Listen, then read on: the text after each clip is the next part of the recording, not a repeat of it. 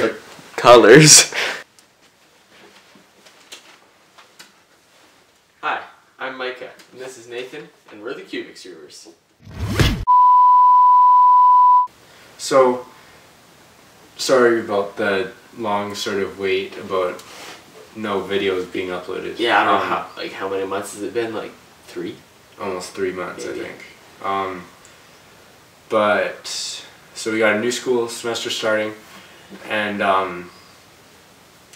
hopefully we'll have more Yeah. time to upload videos. We're sorry about it, but it's just been kind of busy, and yeah, hopefully we'll start to be doing it more regularly. yeah, If that means once a week, or even maybe we'll do once every 2 weeks. once every 2 weeks, or maybe we'll do something like 3 videos a month and like take one this week semester off.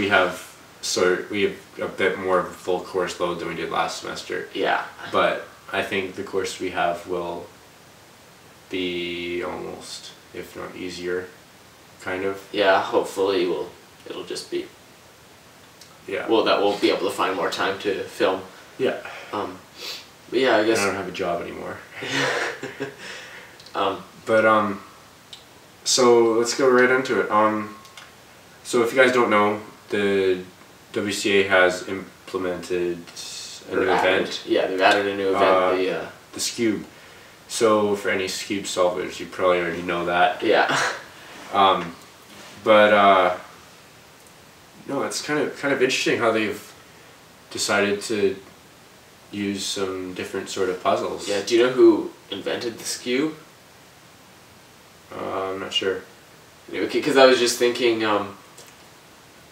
since they've started implementing new cubes, maybe they'll start doing things like the Gear Cube or Gear Cube Extreme or Mirror Cube or Yeah, I can see the Mirror Cube. other things, because then cubes that Oscar Van Deventer has invented, because he's invented so many different puzzles. so many different puzzles, and the ones that have gotten mass produced, like the Gear Cube. Yeah. WCA might start using them as official puzzles with records and everything. Personally, I think they'd implement the 8 and 9 before Gear Cube and such.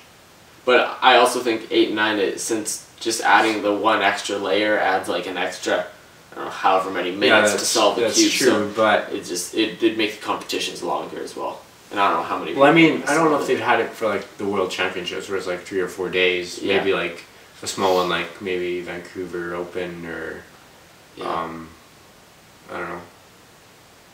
But never like VQ or 7x7 blindfold solve. Maybe no, one there are people who can solve those. Yeah, but I don't know. 8 and 9. There's a person on YouTube solving a 9 by 9 blindfolded. Wow. That seems we'll probably put a link in the description. Yeah, but that seems impossible. I haven't seen that video of it. I said it took him about 15 attempts or something. Wow. Yeah. But anyway, about WCA, since we've been gone for so long, we've really not been updating you guys on the new records. But anyway, yeah, a lot of records have been broken since our last videos. Let's see, we've got. I can't remember if Chris Olsen had already broken the 2x2 average. I'm not sure, but anyway, he holds the record of 2x2 average for 171. Yeah, because I remember Felix had it for a little while, but the average, the 2x2 average. No. Didn't? No. Samir Mahmood. Oh yeah. Samir Mahmood had it, but then Yeah. And the Scube, it might be a bit surprising, but Oscar Roth Anderson, that's new. Oh. Anyway, we'll just keep going. So Oscar actually holds the Scube's. Is it singular? I think it's the average that he holds. The Scube average. Okay, yeah. 621. Which, I mean, Scube isn't really that much different as Pure Minx. Yeah. Like the turning style is not that much different, so its corners are the axis. Oh, okay, yeah. I can't remember what a Scube looks like. I'm trying to remember. It's a square, but so if I go to 303, instead of turning it like on the sides, you turn it on the corners. So like these 3 corners can switch. Wait, do you own a Scube? No. Okay. No. I think that's basically the only records that have been broken. Yeah. Oh, Felix broke his own 2-3 average, which is now 6:54, which is only a second above the average, or second above the single, which is pretty. Felix also got the world record one-handed single, 9.03. Well, he broke 9.06, which was his first record at one-handed, and then he broke that again with a 9.03. Sub 10 one-handed. That's pretty amazing. Wow. So yeah, I think that's it for the records. Yes, for our records, Nathan has been getting a lot better than me recently. So, at a lot of the puzzles. At all of the puzzles, pretty much, except for I think maybe like 5x5 average of 5 or. Yeah, something. that's it. No, it's I can't remember. What is it? I can't remember what it is either. 6x6 average of 5. Yeah. Yeah, because my record 6x6 average of 5 is 6:56:46. And mine is 7.08 or something, 7.03. I think that's the only cube that. Yeah, but I mean, my single is 5 minutes and 10 seconds. And mine is 6:42. So. I really haven't been practicing that much lately, and I guess it was a bit of a lucky solve. But I also think maybe some of my records, besides like my 3x3 single, which I've memorized, is 18.5 seconds, and his is like, what is it now? 15.25. Yeah. So, but I accidentally deleted my records page on my iPod, so then I had to do what I remembered and then just try and do some. So like my average of 5 on 2x2 is 6:27, and average of 12 is like 8:19. So really, I'm not. Yeah. So I'm not sure if that's actually my average. I think I probably have gotten a better one. Because my 2x2 average of 5 is 4:24 and average of 12 is 5:26. Yeah. So anyway. So yeah. So but Nathan's been really practicing a lot more than me lately. Yeah, I've learned about half the 40 CLL cases. Oh, for 2x2. Yeah. And yeah, I don't know. I have an interesting story though. The first day of class, actually, our physics and chem teacher. Yeah, my physics and chemistry teacher last semester, he told us that if we ever brought our Rubik's Cubes to class, he would take them and throw them out the window. Yeah, he'd throw them out the window. So the first day of class... Oh, sorry. Our classroom is about two and a half. Yeah, it's about... It's 2 stories up. And then, so he throws it out the window, hits the pavement, it's going to just shatter. Yeah, and so so then for a couple of weeks I never brought it to class. I did bring it to class once, and then he's like, okay, hand over the Rubik's Cube. Yeah, he got kind of... And I was like, no. and eventually, like, he was getting kind of mad, but not really. And then I didn't hand it over. And then finally, his said, wife... okay, just don't bring it. Yeah. Don't bring it to class. And then his wife, who for some reason decided to come into the classroom, she's also another teacher. Anyway, she came in, and lucky that she was there because I think I would have got my cube thrown out the window, but she was there and told him to, and then not do it. A couple days ago, you brought... And then, yeah, so then I ordered some cubes anyway, and I ordered a Diane Zanchi. It never came.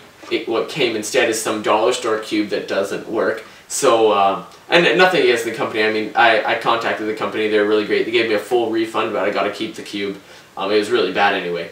What was I gonna? Oh yeah, and then so then I brought that cube to his class, and I the first day I just walk up to his desk. I said, "Remember what you promised me last semester?" And I sat the cube on his desk, wanting him to go, and I had my iPod ready. I was gonna film it and then show you guys a video, but then he's like, "Oh," and he didn't even throw it out the window. He just kept it. No, he said if you bring your Rubik's Cube to class and play with it, I will throw it out the window. Yeah. So then I was like, "Oh, why did I give it to him?" I wanted him to throw it out the window just to show you guys and to be able to say that my teacher threw Rubik's Cube out the window. But anyway, that never happened. It might happen later on in the semester though, but I'll try not to bring a Rubik's Cube to class ever again. Yeah, I don't think I will either.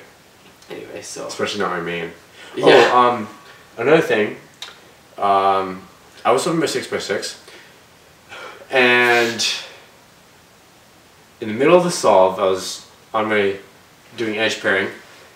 And I was doing the flipping algorithm, so the, like, R, U, R prime, U prime, R prime, F, R prime, F prime. I don't know. But anyway, the move to flip an edge. And one piece came out, and then a whole like quarter of the cube popped. So huge explosion, pieces all over the floor, inner pieces, everything. So I picked the cube up, and this was at the hockey arena. So not quite sure what to do with it. So I pick up all the pieces, put them in my pocket. Broken cube, well not broken, but all in pieces. Yeah. So I put that in my pocket, and I'm so glad that it didn't like, one piece didn't like fall out of my pocket or something. Yeah. And then I get home and I just take it apart. So now it's sitting on my dresser in pieces, and I'm probably gonna, since it's apart, I'm probably just gonna like fluorine mod it or lubricate it and stuff. But you also stickered it wrong, didn't you? Yeah, I put the orange and red stickers stops it from each other. So going between my 6x6 and 4x4 is tricky because I have to remember, oh, they're switched. Yeah, that's funny. Anyway, you know what time it is. Yeah, let's get on with this. Okay. This out of the way. Let's put this down here.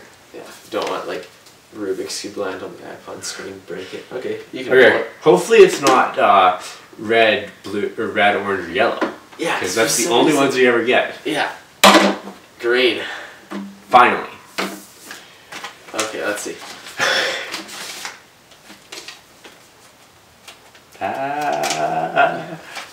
Micah describes a Rubik's Cube to Nathan without using the words cube and colors. Okay.